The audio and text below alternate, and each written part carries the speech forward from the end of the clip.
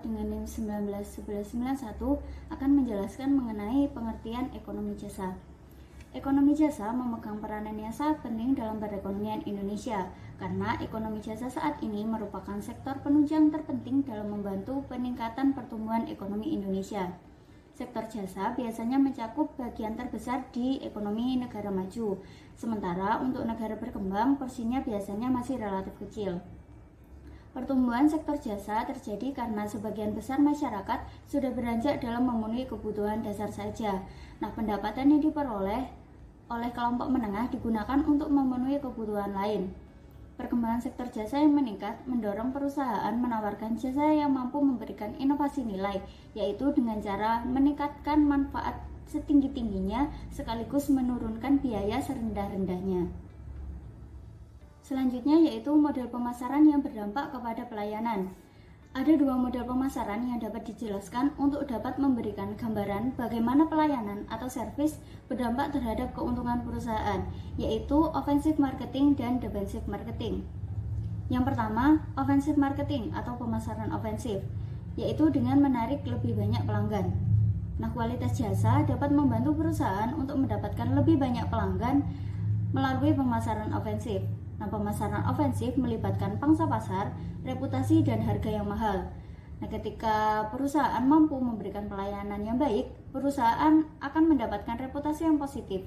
Dan melalui reputasi positif tersebut, perusahaan mampu mendapatkan pelanggan yang lebih banyak dan kemampuan untuk menetapkan harga yang lebih tinggi dibandingkan dengan pesaingnya. Perusahaan jasa dapat mengembangkan model PIMS atau Profit Impact of Marketing Strategy untuk mengetahui seberapa besar dampak pemberian pelayanan yang baik terhadap keuntungan. Implementasi pengukuran dengan model PIMS secara kontinu dari tahun ke tahun dapat memberikan informasi kepada penyedia jasa seberapa besar dampak pelayanan terhadap keuntungan. Kedua adalah pemasaran defensif atau defensive marketing, yaitu untuk menahan pelanggan. Nah, pendekatan pemasaran defensif adalah pendekatan yang menekankan pada penahanan pelanggan atau customer retention yang dimiliki oleh perusahaan. Nah, para peneliti dan konsultan selama 15 tahun terakhir ini sangat memperhatikan hal tersebut dan melakukan perhitungan dampak keuntungan dari pelanggan yang ada di perusahaan atau current customer. Mempertahankan pelanggan yang ada jauh lebih penting dibandingkan dengan mencari pelanggan baru. Nah, jika perusahaan tidak memperhatikan pelanggan yang ada, hal tersebut hanya akan merugikan perusahaan karena pada akhirnya perusahaan harus mendapatkan pelanggan baru yang akan menggantikan pelanggan yang sudah pergi. Nah, untuk mendapatkan pelanggan baru dibutuhkan biaya yang mahal, termasuk di dalamnya ada biaya iklan, biaya promosi, dan biaya penjualan seperti ketika perusahaan memulai dari awal. Nah, contohnya pada perusahaan asuransi. Nah, biasanya belum mendapatkan keuntungan untuk menutup biaya-biaya penjualan hingga 3-4 tahun hubungannya dengan klien. Nah, pengalian pelanggan dari perusahaan lain juga dinilai lebih mahal karena pelayanan yang dibutuhkan untuk membuat pelanggan berpindah dari pesaing jauh lebih mahal dibandingkan dengan perusahaan menjaga pelanggan yang telah dimilikinya. Saya Nurhaliza Salsabila, NIM 1908-1020-1192 akan melanjutkan pembahasan materi yang selanjutnya. Upaya pengalihan pelanggan dari perusahaan pesaing dinilai lebih rumit daripada jika perusahaan menjaga pelanggan yang dimilikinya.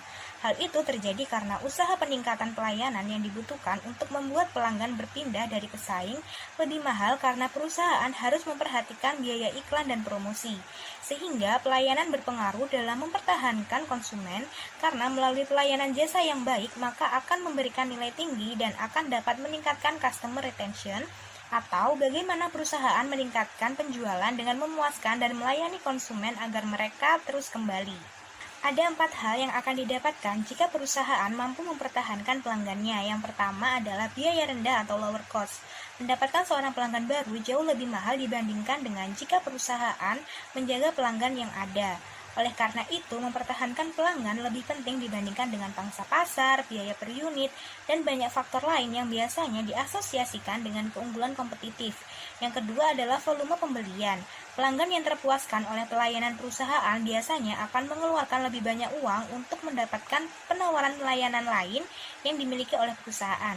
Contohnya, jika pelanggan puas dengan pelayanan perbankan, maka pelanggan tersebut akan memanfaatkan layanan kredit dari bank yang sama.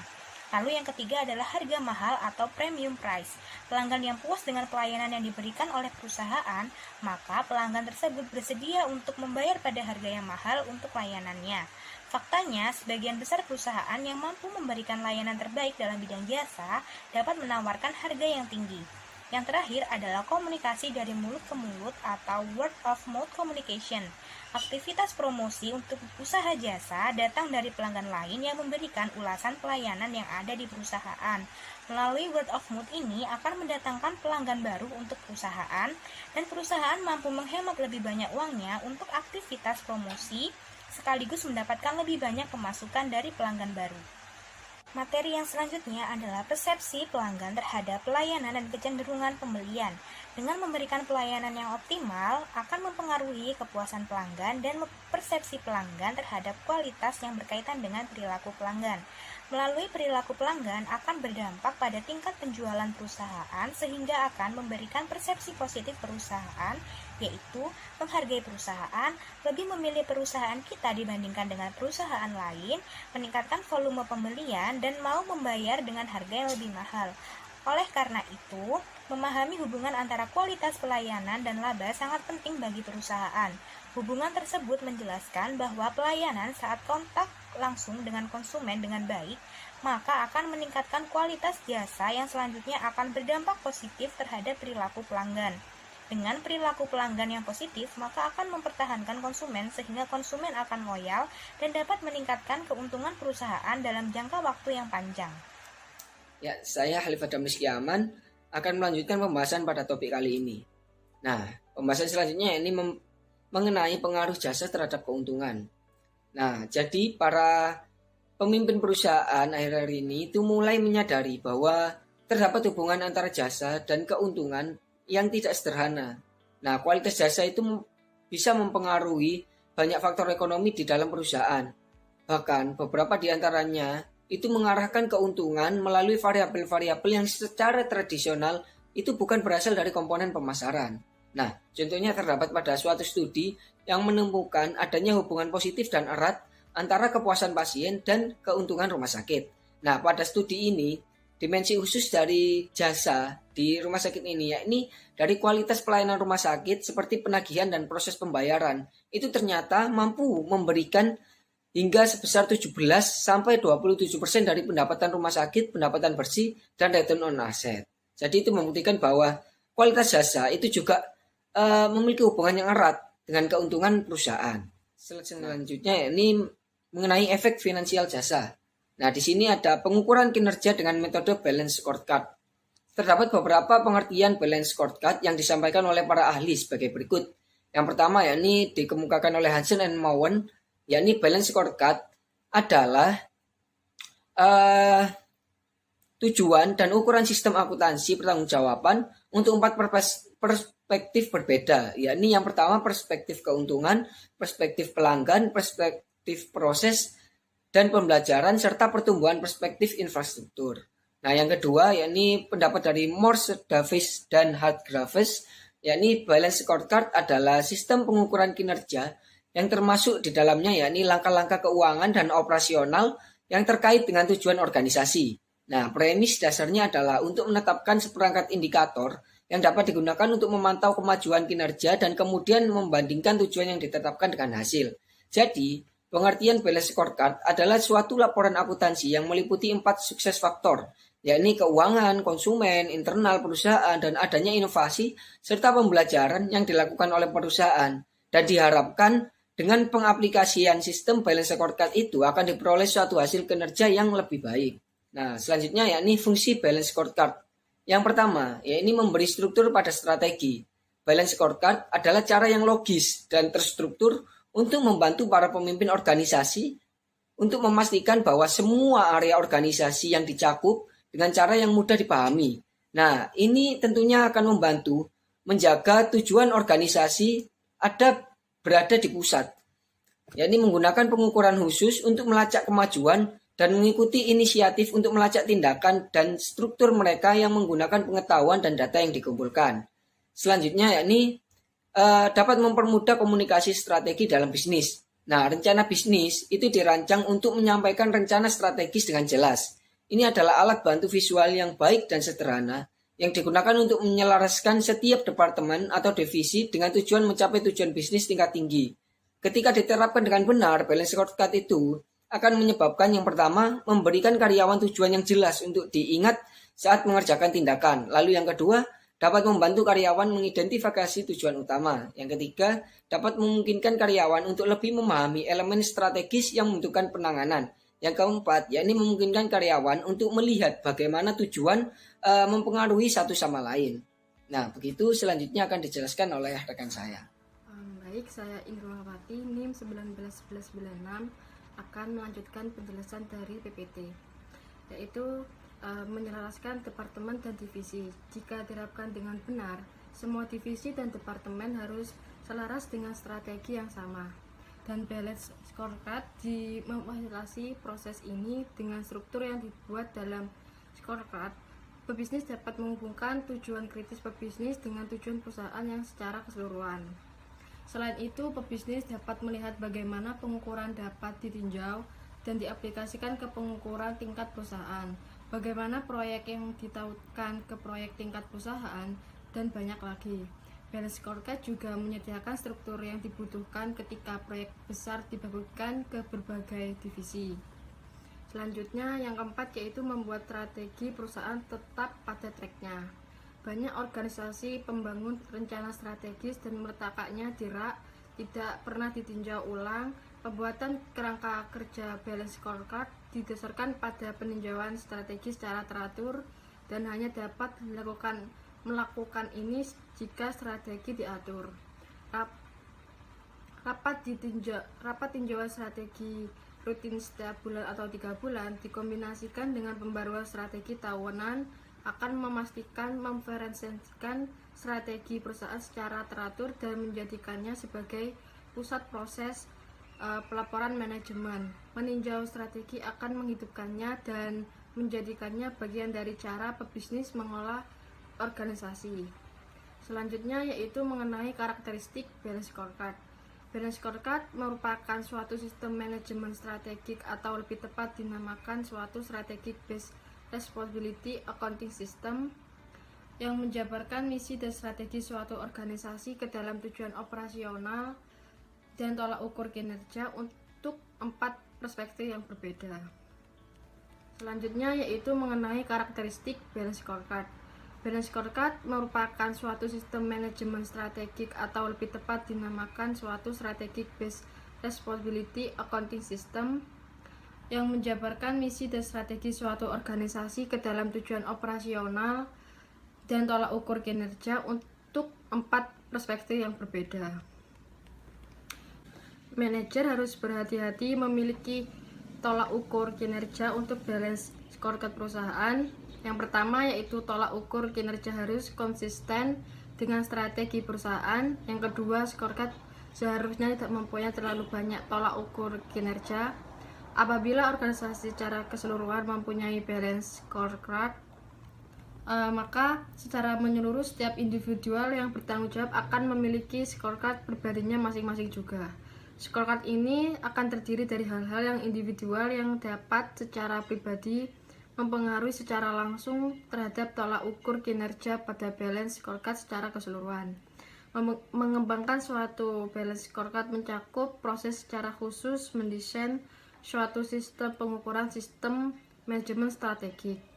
Prosesnya dimulai dengan melakukan penilaian pendahuluan dari strategi usaha secara keseluruhan dengan fokus pada integrasi proses ekonomi secara keseluruhan. Setelah proses tujuan dan sasaran secara keseluruhan diidentifikasi, tolak ukur yang dipercaya paling baik mengandung esensi kemajuan organisasi terhadap tujuan dan sasaran yang dipilih. Baik, di sini saya Zatil Akbar Mulidia dengan NIM 190810201-202 akan melanjutkan materi mengenai 4 perspektif pada balance scorecard. Nah, untuk mencapai kinerja yang efektif dan efisien itu, balance scorecard ini perlu dipahami melalui perspektifnya. Jadi ada 4 perspektif. Yang pertama yakni adalah pengukuran keuangan atau financial measure, di mana data financial ini juga merupakan perspektif utama dari penggunaan balance scorecard. Nah, hal ini disebabkan karena data keuangan yang meliputi berbagai pokok, misalnya seperti penjualan, pengeluaran, dan pendapatan. Nah, perspektif ini digunakan untuk memahami kinerja dari suatu perusahaan, kinerja keuangan dari suatu perusahaan secara umum. Nah, metrik keuangan dalam balance scorecard ini dapat mencakup jumlah keuntungan, rasio keuangan, variasi anggaran, hingga pada target pendapatan. Kemudian yang kedua, perspektif yang kedua ada perspektif pelanggan atau customer perspective, di mana pada perspektif pelanggan ini dapat dikumpulkan untuk mengukur adanya kepuasan pelanggan dengan kualitas, harga, dan juga ketersediaan produk atau layanan dari perusahaan itu sendiri. Nah, perspektif ini masuk pada faktor eksternal yang perlu dianalisis lewat balance scorecard. Nah, pelanggan ini merupakan aspek penting yang bagi keberlangsungan usaha, sehingga perannya ini dalam memberi umpan balik dan juga tingkat kepuasan mereka ini amat penting bagi suatu perusahaan. Dalam hal ini, pengukuran perspektif ini dilakukan dengan analisis pangsa pasar, penambahan konsumen, tingkat loyalitas konsumen, tingkat kepuasan konsumen, dan juga profitabilitas dari konsumen itu sendiri. Kemudian dari perspektif selanjutnya dari balance scorecard ini adalah proses bisnis atau perspektif operasional atau operational perspektif, di mana pada perspektif ini dapat dievaluasi dengan menyelidiki seberapa baik produk yang diproduksi oleh suatu perusahaan.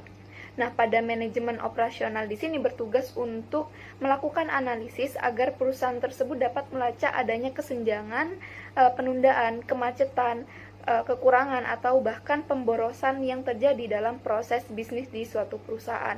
Kemudian pada perspektif selanjutnya ada inovasi dan pembelajaran atau innovation and learning, di mana pada perspektif ini dapat dianalisis melalui penyelidikan sumber daya, baik itu melalui pelatihan maupun pengetahuan. Nah, perspektif pembelajaran dan inovasi ini yang dapat dilihat dari balance scorecard ini dapat menelaah seberapa baik sih informasi yang ditangkap dan seberapa efektif pegawai menggunakan informasi tersebut.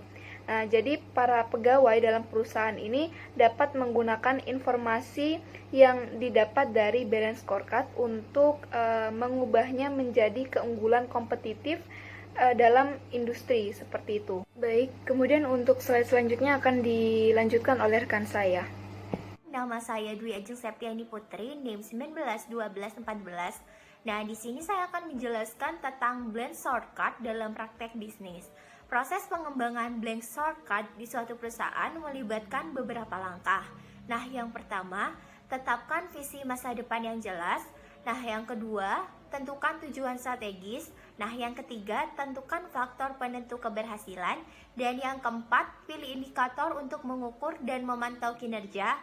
Dan yang kelima, tetapkan tujuan, rencana tindakan, dan inisiatif. Poin-poin ini hanyalah beberapa aspek tentang bagaimana menetapkan tujuan dan memilih indikator.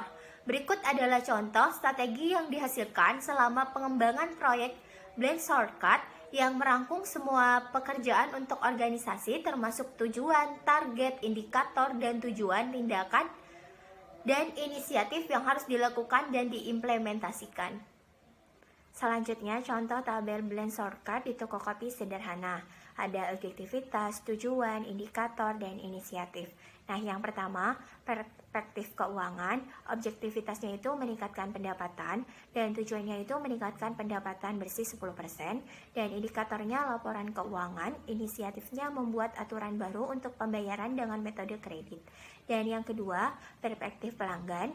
Objektivitasnya itu memiliki tingkat pembelanjaan pelanggan yang tinggi, dan tujuannya meningkatkan penjualan per pelanggan 15% dari rata-rata, dan indikatornya nilai dari invoice penjualan. Inisiatifnya improvisasi, produk mix, dan paket building. Dan yang ketiga, perspektif proses internal.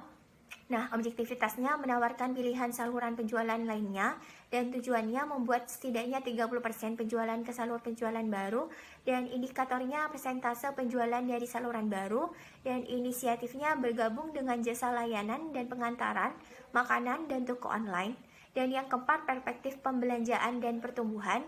Objektivitasnya memiliki tenaga penjualan yang terampil, tujuannya melatih tingkat tim penjualan, dan indikatornya jumlah sertifikat yang didapat oleh tim penjualan, dan inisiatifnya bekerjasama dengan perusahaan pelatihan penjualan. Nah, selanjutnya pengukuran kinerja non-keuangan yang efektif. Dalam menerapkan pengukuran non-keuangan yang efektif, perusahaan harus memahami kesalahan umum yang biasa terjadi. Nah, diantaranya yang pertama itu pengukuran yang tidak berhubungan dengan strategi.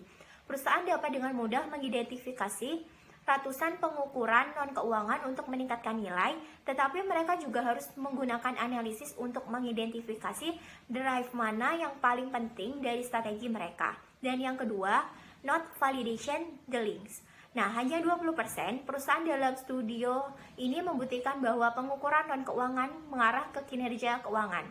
Justru banyak perusahaan memutuskan untuk melakukan pengukuran di tiap kategori, tidak pernah menghubungkan seluruh kategori tersebut menjadi suatu yang tidak terkait. Nah, yang ketiga, not setting the right perform target. Nah, perusahaan kadang-kadang memasang target yang terlalu tinggi, menargetkan bahwa 100% pelanggan akan terpuaskan, mungkin kelihatan menjadi tujuan yang sangat diinginkan, tetapi banyak perusahaan mengeluarkan terlalu banyak sumber dayanya untuk mendapatkan peningkatan kepuasan pelanggan yang sangat kecil. Dan yang keempat adalah measuring incorrectly. Perusahaan membutuhkan untuk menggunakan metrik yang dilengkapi dengan angka validitas dan reliability. Secara statis, perusahaan tidak dapat mengukur fenomena yang kompleks hanya dengan 1 atau 2 kali pengukuran yang sederhana. Tidak juga bila mereka menggunakan metodologi yang tidak konsisten untuk mengukur sebuah konsep yang sama, seperti contoh mengukur kepuasan pelanggan.